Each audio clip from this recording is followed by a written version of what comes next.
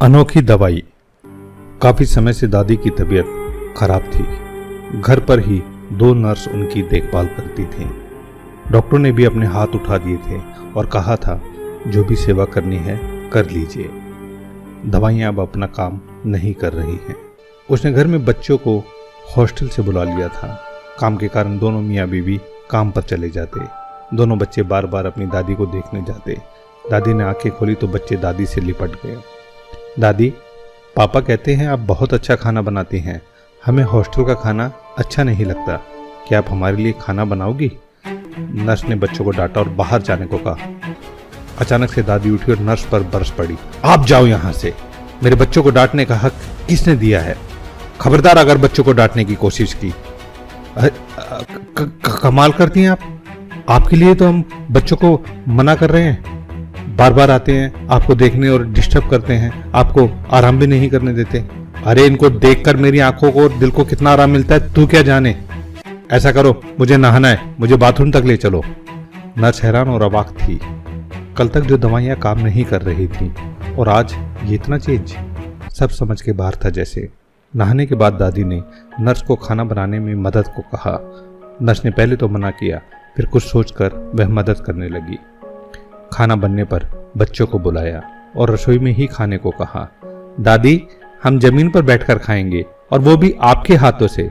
Mummy तो table पर खाना देती है और खिलाती भी नहीं। दादी के चेहरे पर खुशी थी। वह बच्चों के साथ बैठकर उन्हें खिलाने लगी। बच्चों ने दादी के मुंह से निवाले लिए। दादी की आंखों में आंसू बहने लगे। दादी, आप रो क्यों रही हैं? दर्द हो रहा है क्या? मैं आपके पैर दबा दूं? अरे नहीं, ये तो बस तेरे बाप को याद करके आ गए थे आंसू। वो भी ऐसे ही खाता था मेरे हाथों से। पर अब कामयाबी का ऐसा भूत चढ़ा कि खाना खाने का वक्त भी नहीं है उसके पास और ना ही माँ से मिलने का समय। दादी, आप ठीक हो जाओगी। हम दोनों आपके ही हाथ से खाना खाएंगे। और पढ़ने कौन जाएगा? तेरी माँ रहने देगी क्या तुमको? दादी, अब हम कभी नहीं जाएंगे, यहीं रहकर पढ़ेंगे। दादी ने बच्चों को सीने से लगा लिया। नर्स ने इस इलाज को कभी पढ़ा ही नहीं था जीवन में। अनोखी दवाई थी यह, अपनों का साथ हिल मिलकर रहने की।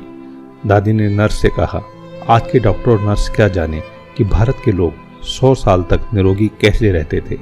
छोटा सा गांव, सुविधा कोई नहीं, हर घर में गाय, खेतों के काम, कुएं से पानी लाना, मसाले कूटना, अनाज दलना, दही बनाना, मक्खन निकालना, एक घर में कम से कम 20 से 25 लोगों का खाना बनाना, कपड़े धोना, कोई मिक्सी नहीं, ना ही वॉशिंग मशीन या कुकर। फिर भी जीवन में कोई रोग नहीं, मरते दिन तक चश्मे नहीं और दांत भी सलामत। ये सभी केवल परिवार का प्यार मिलने से होता था। नर्स तो ये सुनकर हैरान रह गई और दादी दूसरे दिन ठीक हो गई। आइए बने हम भी ऐसी दवा अपनों की। अपने तो अपने होते हैं।